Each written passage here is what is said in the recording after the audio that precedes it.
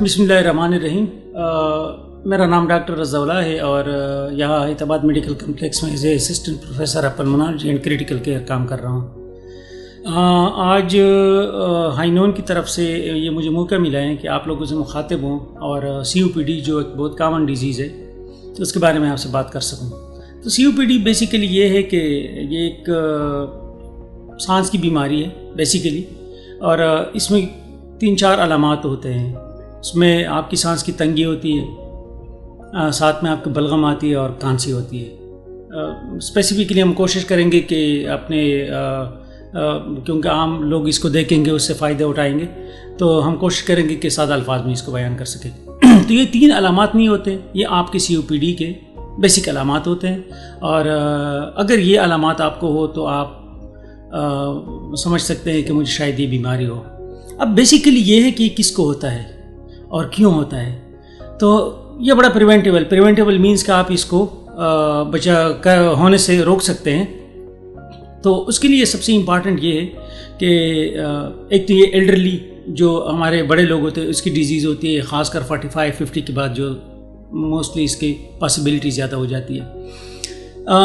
Cigarette smoking جو آپ دیکھتے ہیں معاشرے میں، سب سے بڑی وجہ اس کی یہ ہے۔ اگر آپ یہ لے کہ 10 لوگ آپ کے پاس اس طرح کے علامات کے ساتھ آتے ہیں تو اس میں آپ کو 7 سے 8 مریض ایسے ملیں گے جو اسموکرز ہوں، اور اسموکر میں پھر وہ ڈیپینڈ کرتا ہے کہ کتنے سالوں سے کر رہا ہے اور دن میں کتنی سگریٹس پی رہا ہے، ٹھیک ہے۔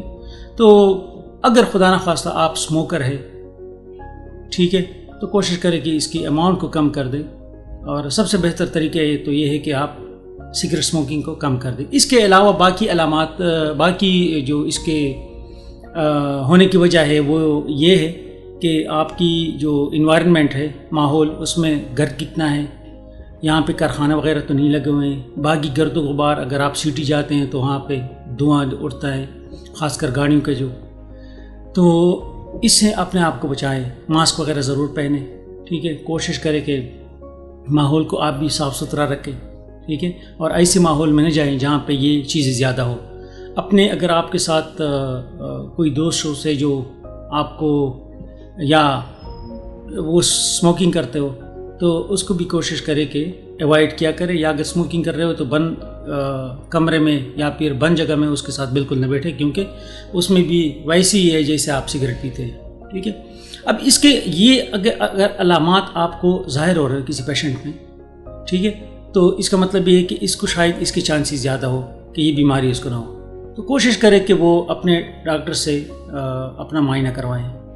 اسپیسیفکلی جو پلمونالوجی آپ کے ہوتے ہیں، ریسپیریٹری چیسٹ ڈیزیز، اگر وہ نہیں ہے تو انٹرنل میڈیسن یا ایون GP جو آپ کے جنرل پریکٹیشنر ہوتے ہیں، اسے بھی آپ اپنا معائنہ کروا سکتے ہیں۔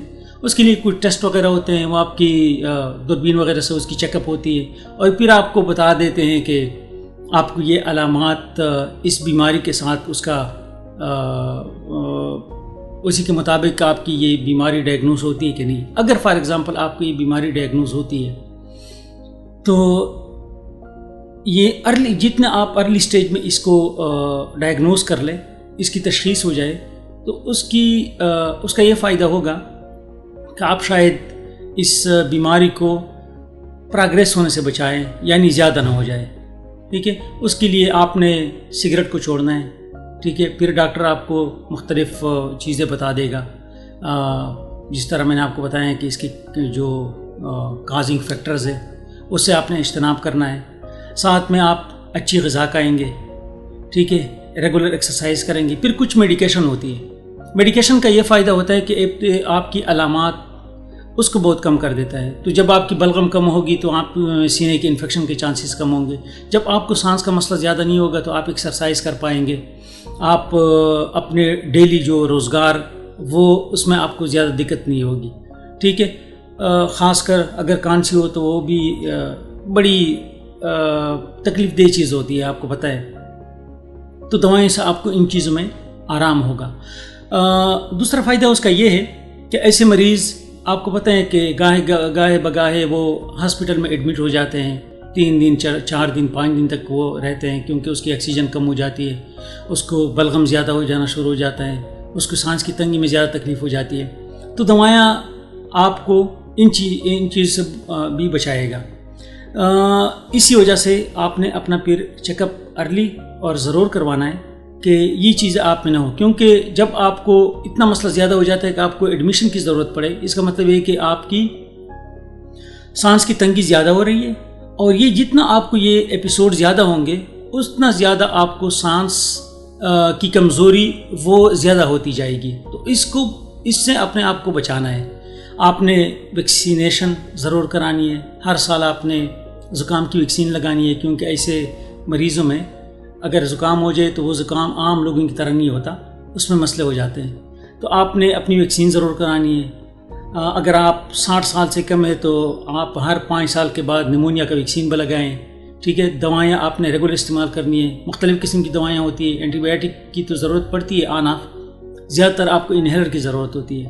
اب کچھ لوگوں میں یہ چیزیں ایک میتھس مشہور ہے کہ بس اس کے ذہن میں یہ بات گھسی ہوئی ہے کہ اگر آپ انہیلر استعمال کریں گے تو یہ بیماری ایڈوانس سٹیج میں جائے گی، اس کا مطلب یہ ہے کہ آپ کو پھر زیادہ مسئلہ ہوگا.